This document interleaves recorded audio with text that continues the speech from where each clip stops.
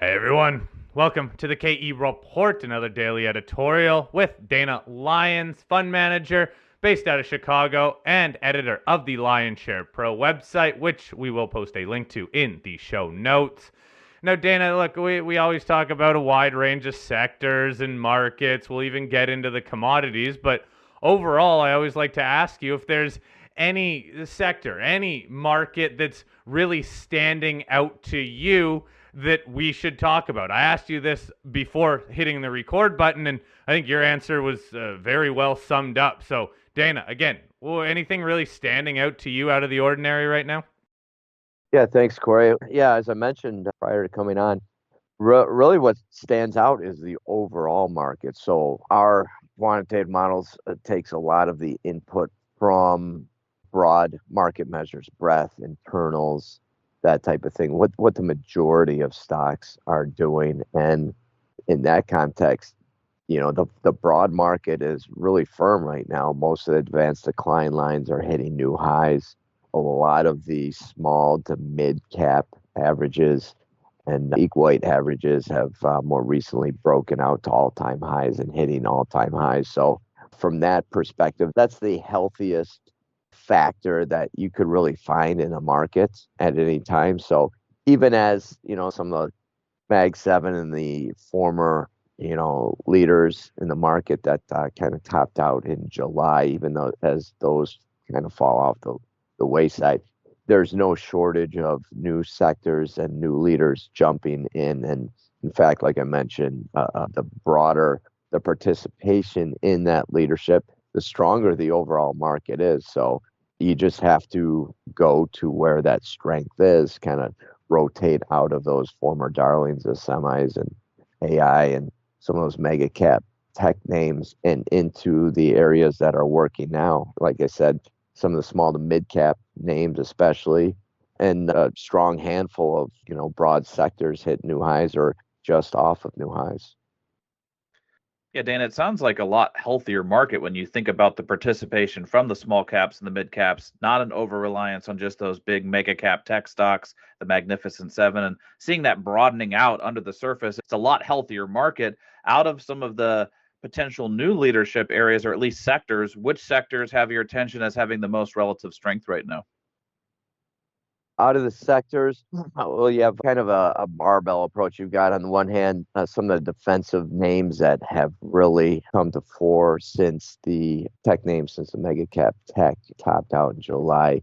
You had names like utilities breaking out, consumer staples breaking out. REITs have done well. The one sector that was doing extremely well and has fallen by the wayside here is healthcare.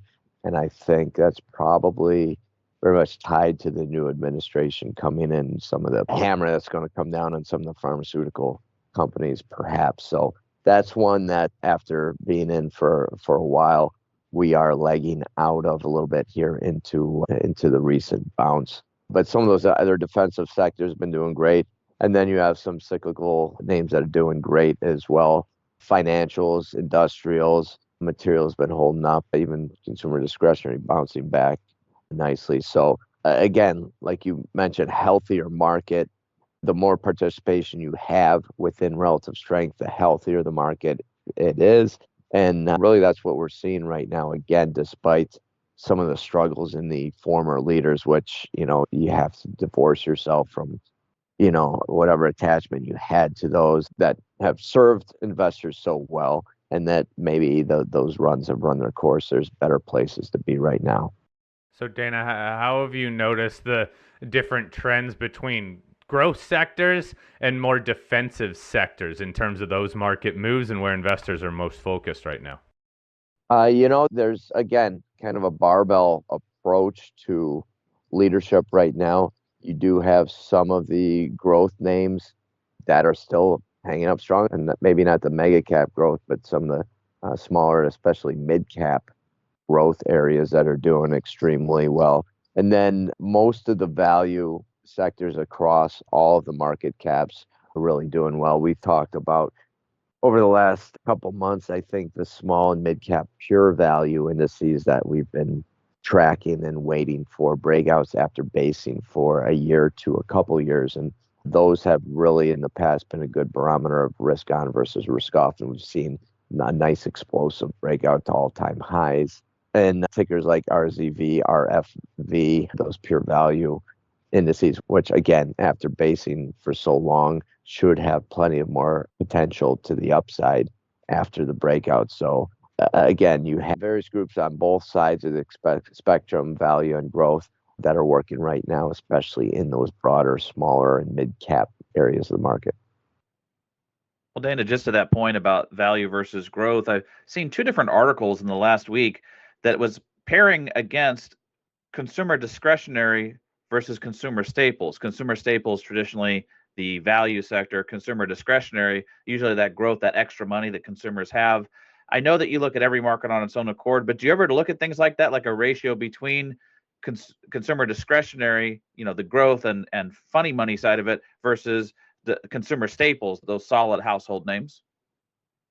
Yeah, definitely. I mentioned how the small and mid cap pure value indices can sometimes be a good barometer of risk on versus risk off. And you can say the same thing about consumer discretionary versus consumer staples. Certainly when discretionary is leading, you have more of a risk on environment. Whereas when the consumer staples are leaving, it's a more defensive environment.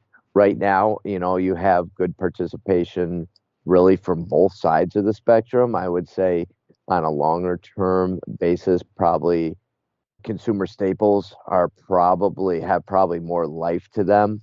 But right now, in the near term, discretionaries come back to life. And I think just tells us that maybe that part of the story isn't dead yet, even though we think we're seeing either a secular or at least a cyclical shift towards value and away from growth after, really a decade and a half going the other direction. So I think that shift towards value and away from growth is going to play out in the long run. But I think areas of that consumer discretionary and the growth sector of the market have more life in them. They haven't not necessarily dead yet. So you can play both areas of the market, but long term, I think value is going to have a longer period of outperformance after a similar run on the part of the growth sector.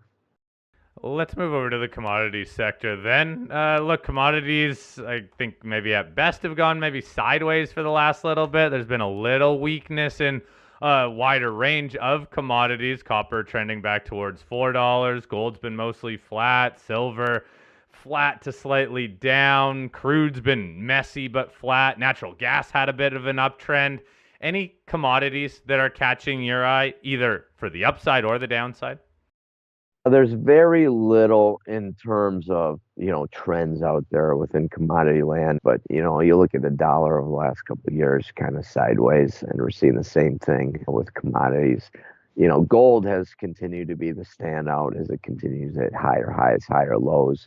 And even some of the other precious metals have struggled, and silver lost some support. Copper really fell off the table. And I think, especially in those latter two, we get a pullback in the dollar right now, like we're seeing. We should get a bit of a bounce there in silver and copper. I'd be taking some off the table, as I'm guessing this next bounce would be to lower highs, even as gold continues to bounce to new highs, make higher highs and higher lows. So for us right now, still gold is a standout in terms of commodities, especially in the metals space. You look at some of the energy space, crude oil can't get out of its own way, still kind of plumbing those lows from the last couple of years. I wouldn't be too confident being long there. Then something like uranium, like we've talked about in the past, has come back to life, I think is setting up for another new up leg. So we do like and are back in the uranium boat again. So that's got some potential, we think. But at least from our technical analysis bent, we do like to ride with the trends. And right now, just not seeing a whole lot of trends within the commodity space. Well, Dana, let's bring up another sector that's been on people's mind lately, and that's the cryptoverse. Any thoughts on Bitcoin or Ethereum, or do you ever look at some of the crypto mining stocks? We've looked at some of the mining stocks in the past. We've got no interest really in any of those right now, as we've discussed in the last few shows. Really focused on Bitcoin only in the crypto space. Ethereum has not been able to catch up, especially or keep up with Bitcoin in breaking out to all-time highs. Continues to hit lower highs, not just versus this year, but the top from several years ago, while Bitcoin has managed to break out to all-time highs. So right now we are long Bitcoin. We have a little bit of extension resistance just above 100,000. So maybe we consolidate there, even if we are going to continue higher. But right now, after that strong breakout, we'd certainly be of the mind to buy dips in Bitcoin and continue to play that one specifically in that space, while the others, like I mentioned, especially Ethereum, which we played in the past, that just has not been able to keep up hitting lower highs, like I mentioned. So Bitcoin would have our attention right now. Strong looking chart. We'd continue to buy the dips, but got to also take some profits once you hit those key extension levels. Like I said, around 102,000 would be probably one of those profit-taking spots. Dana, always enjoyable hearing what you're seeing in these markets. Still very much sounds like a bull market. We'll touch base with you every couple weeks to see when those trends change, but right now, much of the same for at least the broad averages. Again, Dana Lyons, fund manager and editor of the Lyons Share Pro website. Click that link in the show notes to follow along with Dana's trades. Dana, thanks for your time. I hope you have a very happy Thanksgiving. Thanks, guys. Happy Thanksgiving to you as well.